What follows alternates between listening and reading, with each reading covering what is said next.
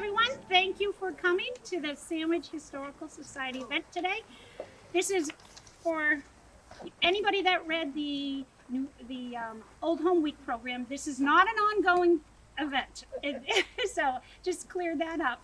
My name is Charlene Willette, and I'm one of the trustees. And we thought it would be fun to do something different. We right now are in the rural cemetery, which was here before the church. And this is the Baptist church. And what happened was the women, about 100 years after the cemetery had been placed and was being used and adding on to it, about 100 years after, they decided that the upkeep was horrible. So they actually went to the state and they started a society. And so they called it the Free Will Cemetery Association. So because of that, we have this today. And so here we are, and that's all I'm going to say about that. But I want to also thank our actors and also the advice to the players for giving us such great costumes for today, because if we didn't have that, we wouldn't have been able to complete our wonderful programs. We will bring you to Moses Hall. He actually was alive for all of the actors that are here, or characters that are here. When he was born, the Quimby's were alive. When he passed away, Silbert was alive. So we tried to have him be the narrative person and take you on a journey. So this is where we're going to start. We are taping this, so if it's something that you don't want to be involved with, just be mindful of the cameras, and time to follow. My name is Moses Hall, and I was born in Sandwich Notch in 1846. When I was a boy, that building, the meeting house, sat facing the road, and there was no steeple on it and no clock. Those came a lot later. But you're in one of the oldest burying grounds in Sandwich, over on that side of the cemetery. My family lived up in the Notch. They came over from Campton in the early years. We lived up on the west end of the Notch. My grandfather, Jerry, was a farmer. He cleaned out the farm to start with. And he also had some other businesses he was involved in. He worked with Paul Wentworth, who lived down in the Intervale underneath Mount Israel. And they had a little still up on the hill above where the railroad eventually crossed the Notch Road. There's a nice spring up there. I was a hunter and trapper. And back then, you could get a bounty for a bear, $10. That was big money. You could live a long time on $10. So I'd have bear traps up in the mountains, and I'd go hunting up in the mountains. And to make extra money, I'd take sports that came up from Massachusetts, out hunting in the fall for the deer and the bear. They were different fellows. They were interesting, but different. We would head out, and hopefully we didn't get the bars too far up on the mountain, because it's one thing to kill them, it's another thing to get them out. So we'd have to round up a bunch of my friends, and we'd haul them out. We'd cut a road up to them and take them down. The first picnic that the Historical Society ever had, they came to my house, and we had coffee together after they went for a ride on the railroad. And being the last person to live anywhere was kind of a lonely thing, I suppose. But I liked solitude. I liked the Notch. It was a beautiful place. And for many years, I was in charge of keeping the Notch Road open, which was a hard job, especially in the winter.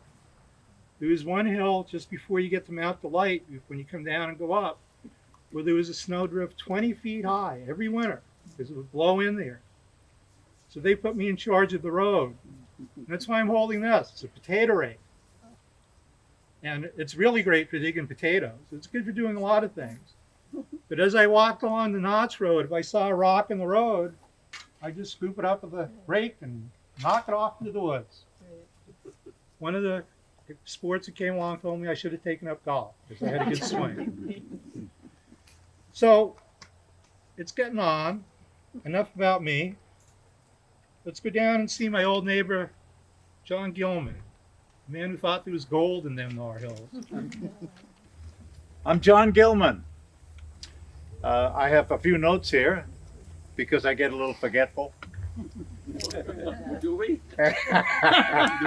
I'm sorry, what? 1849. Can you imagine that? Passed away in 1928. That's a little scary when you start thinking about when you were born. Very scary. So I have a wife, Maria, buried right here. She was just, we were almost, well, she was 3 or 4 years older than me. We passed away pretty much close to each other, basically within a few months of each other. We had 5 children. We lived up on Dale Road. And for you people who don't know where Dale Road is, just up the road, and there is that big story about the gold mine. So for you people that are interested in gold, get your ears perked up here.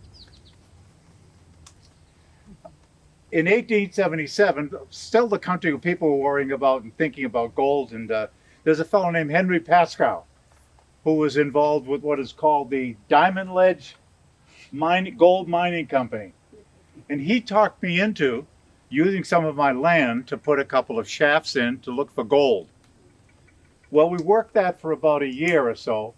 Nothing much came of it.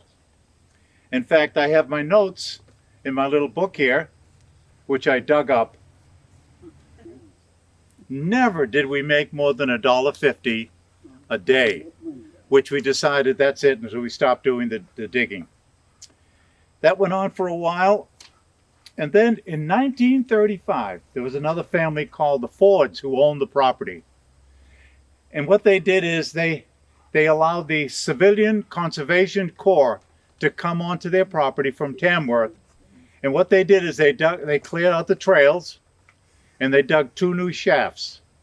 And then people started coming, tourists and so on, but there really was no mining going on. And so after a while, the Ford family, they were going to actually print leaflets to explain, because it was a tourist attraction. And what happened is one of the shafts collapsed, and that was the end of the gold mine on Dale Road. Was all your money made through golds? The money that you were talking about? Oh, we had cattle on the land. We had 100 acres on the Dale farm, and the Dale farm was named before we came, and that's where the name Dale Road came about. Yes. Can you still see the vestiges of the mine? Some. You can see It's some. on private property. But it is on private property. They're not allowed to divulge that unless you can convince me otherwise. You know? Can you show us the certificate? I could. Oh yes, certainly. This came out of the a gold certificate came out of Henry Pascoe. He was the man that started digging here with me, and of course it was $3,000 of worthless stock. So we'll talk about those gold coins later if you like. Henry Pascoe also built the halfway house on Mount Chocorua that blew down in around 1920, and that's where the Liberty Shelter is now. But they used to have a hotel up there. Hello, everyone. I am Myra Tappin Hodge, born and raised in Sandwich. My father was Jonathan. My mother is Julia Newt. I didn't have any children. My lambs and sheep were my children. And I spun my own wool and I dyed it with flowers, vegetables, and hemlock bark. Now, my Daniel Tappin, who does the chairs, is my half cousin. Which half, I don't know.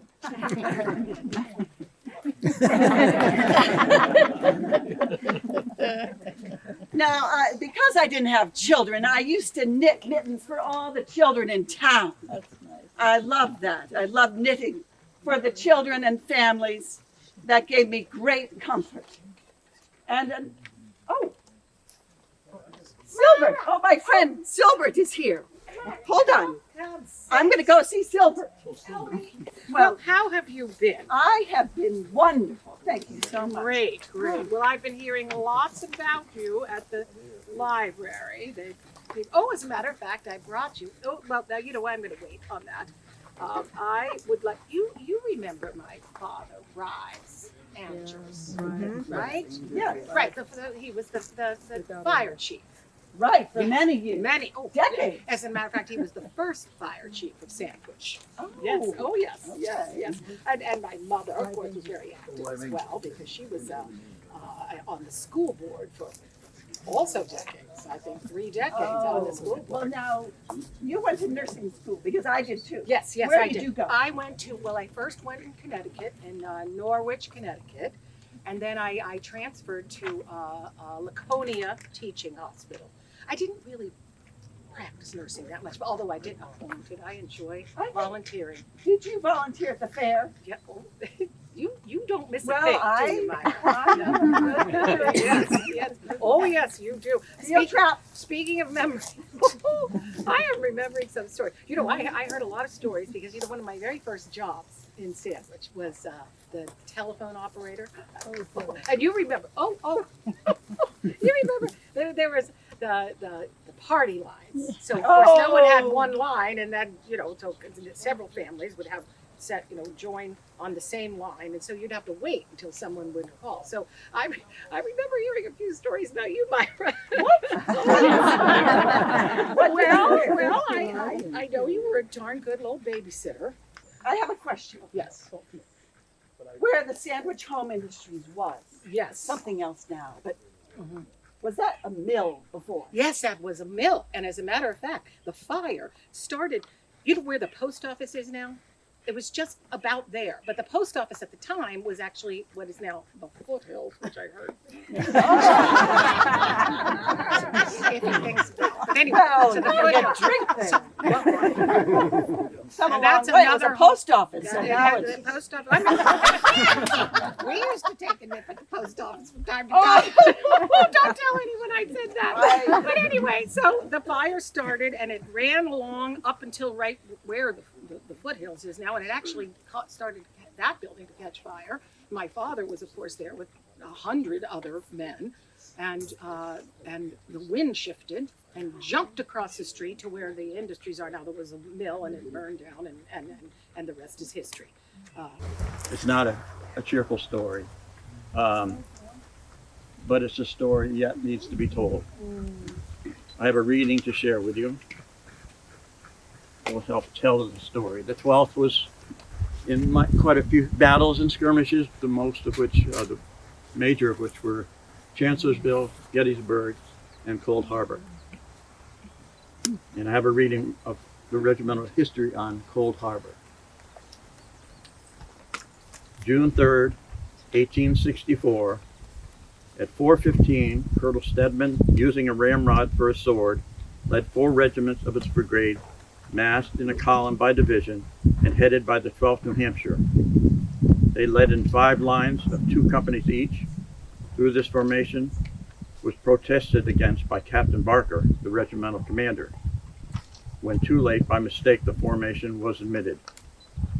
The men went down in rows, just as they had marched in the ranks.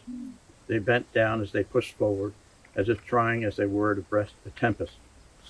The files of men went down nearly half a platoon at a time, like rows of blocks or bricks being pushed over by striking against each other. Those unhurt, no voice, so saw many comrades fall. It was thought that an order had been given to lay down. Sergeant Tuttle, thinking the order was to lay down, dropped himself among the dead and did not discover his mistake until his living comrades had advanced some distance beyond him. A.J. Farrar thought the same thing and later wrote, "I saw them all go down. I thought the order was to lie down." Captain Barker, knowing that no such order had been given, but supposing the men were lying down of their own accord, yelled out with an angry vehemence to Captain Beatty leading one of the divisions to bring his men up and forward into line, pointing at the same time with his sword to several files who had just fallen. The next moment, Captain Beatty was among the prostrate men.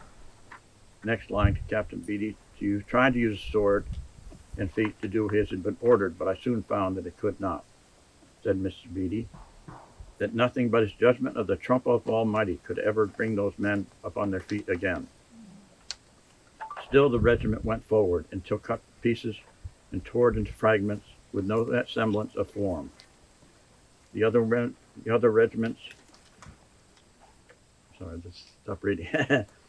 The other regiments of charging column quickly sought shelter behind the entrenchments in the woods, from which they had emerged but a few months before.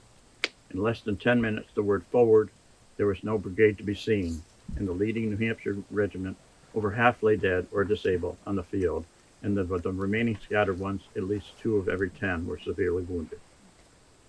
I was amongst one of those who was wounded on that day, June 3rd, 1863, and died 2 weeks hence. My body was taken here to Stamford, New Hampshire, and given what I was told was the first military funeral of this town. And here I lay rest with my Louisa. She came and lived in our house over on Church Street and died a few years later. But we rest in peace and thank you for coming. My name is Caroline Tappin Wallace, and I was born in 1835, and I was born to a very upright Christian family. And we were very upstanding citizens of a town that I loved dearly. And it took a long time for me to find a husband, but I finally did at the old age of 22. And I knew that it was my duty as a Christian woman to bear children. And I did my part. 13 in all. When I was 25 years old, the Civil War broke out. And I became the president of the Women's Christian Temperance Union of New Hampshire at the age of 48. Thank you very much. It was a very, very proud moment. Now, this movement had been going on for now 20 years, and we hadn't gotten very far because there was still a lot of drinking. A lot. I was elected delegate to the National Convention in St. Louis when I turned 50. And I took my stagecoach right out on Main Street to Center Harbor, and then a boat. What do you call those boats? Steamboat, thank you very much. Steamboat to the Weirs, and then a train to Boston, and then a train to St. Louis. This was a 3-day trip. And then I was among my own.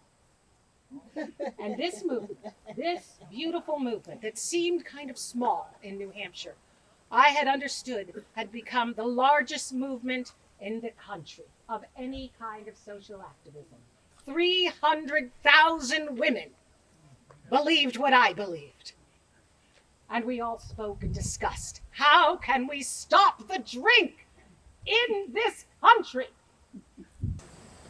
The 18th Amendment, which prohibited the manufacturing, distribution, and drinking of alcohol in all of the United States.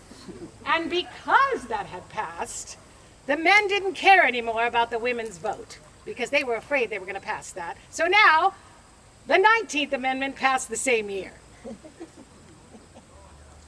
And all was beautiful for 13 years. And then some social liberal president, Roosevelt or something, came and passed the 21st Amendment. The only amendment to repeal fully another amendment. I'm Mary Collins Quinn, and I was dead at the age of 91. And I attribute that to my faith, my family, and fortitude. I married this handsome very prominent, well-respected man, Johnson, in 1802. And in 1824, we helped build the White Church. And you know where that was? Ruth? Did Ruth?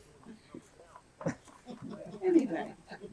Here's a white The shirt. White Church, also known as the Baptist Church, was up that way. As if you went to Sandwich Creamery and you took a left to go to Sandwich Creamery, it was on the right. Yeah. And it was taken down in the 1960s because it was falling down. And they didn't have the conservators like they have nowadays that want to help restore and renovate all these beautiful old buildings. Well, Johnson and I had 3 children. Yes. 3 years apart. 3 years apart. Very good planning on my part. Not that we didn't try. I'm going to hand it over to Johnson because he has a lot to say. Oh, yes. We tried. We had our 3 children. We helped fill the town. I served on many committees because I could. Behind every good man is a good woman that he doesn't want to go home to. Famously, fighting against slavery, believing that one of the primary concerns was how could it possibly not be against God's will if you cannot teach these people to read and they cannot have their hearts open to God. How does that make sense? Even now the logic is flawless, the sentiment is also very pleasant. What's that? Oh, the story about the wolves in Tamworth? You don't want to hear that old tale. Yes, Was that- we do. It was a windy day! November 1830. The wind lashing against our hair, our beautiful, handsome faces, every one of them. All 600 men well provisioned, both in food, liver, and musket provisions.